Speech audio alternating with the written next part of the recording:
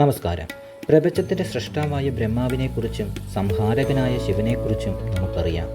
എന്നാൽ ഈ പ്രപഞ്ചം നിലനിൽക്കുന്ന ഈ നിമിഷം വരെ അതിനെ താങ്ങി നിർത്തുന്നത് ആരാണ്?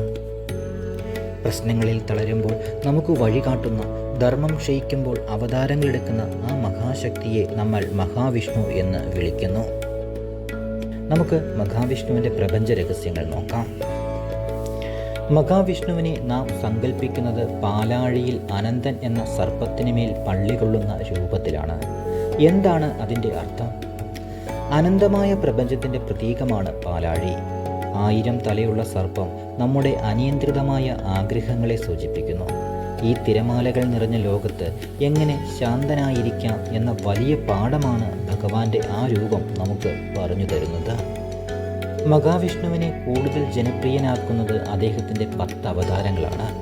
ശ്രദ്ധിച്ചു നോക്കിയാൽ ഇത് ഭൂമിയിലെ ജീവൻ്റെ പരിണാമ കഥ കൂടിയാണ്. വെള്ളത്തിൽ തുടങ്ങിയ മത്സ്യം, കരയിലും വെള്ളത്തിലും കഴിയുന്ന കൂർമ്മം, കരയിൽ വസിക്കുന്ന വരാഹം, പകുതി മൃഗവും പകുതി മനുഷ്യനുമായ നരസിംഹം, ഒടുവിൽ പൂർണ്ണ മനുഷ്യരൂപനായ ശ്രീരാമനും ശ്രീകൃഷ്ണനും.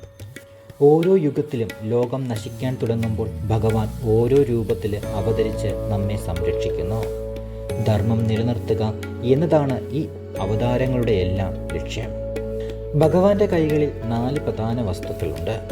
ശംഖ്, അത് പ്രപഞ്ചത്തിലെ ആദ്യത്തെ ശബ്ദമായ ഓങ്കാരത്തെ സൂചിപ്പിക്കുന്നു.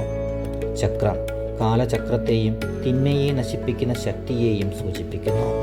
ഗദ, ജീവിതത്തിലെ അച്ചടക്കത്തെയും മാനസിക കരുത്തിനെയും കാണിക്കുന്നു. താമര, ചെടിയിൽ വിരിഞ്ഞിട്ടും ഒട്ടും മലിനമാകാത്ത താമരയെപ്പോലെ ഈ ലോകത്തെ തിന്മകൾക്കിടയിൽ ശുദ്ധമായി ജീവിക്കാൻ ഇത് നമ്മെ ഓർമ്മിപ്പിക്കുന്നു. മഹാവിഷ്ണു എന്നത് നമ്മളിൽ നിന്ന് അകന്നു നിൽക്കുന്ന ഒരു ദൈവമല്ല, മറിച്ച് നമ്മെ നിലനിർത്തുന്ന നമ്മളിലുള്ള ധർമ്മമാണ്. ഈ അറിവ് നിങ്ങൾക്ക് ഇഷ്ടപ്പെട്ടെങ്കിൽ വീഡിയോ ലൈക്ക് ചെയ്യുക. മഹാവിഷ്ണുവിൻ്റെ 10 അവതാരങ്ങളിൽ നിങ്ങൾക്ക് ഏറ്റവും ഇഷ്ടപ്പെട്ടത് ഏതാണ്? അത് താഴെ കമൻറ്റ് ചെയ്യുക. ഇതുപോലെയുള്ള കൂടുതൽ കഥകളുമായി നമുക്ക് വീണ്ടും കണ്ടുമുട്ടാം. ചാനൽ സബ്സ്ക്രൈബ് ചെയ്യാൻ മറക്കരുതേ.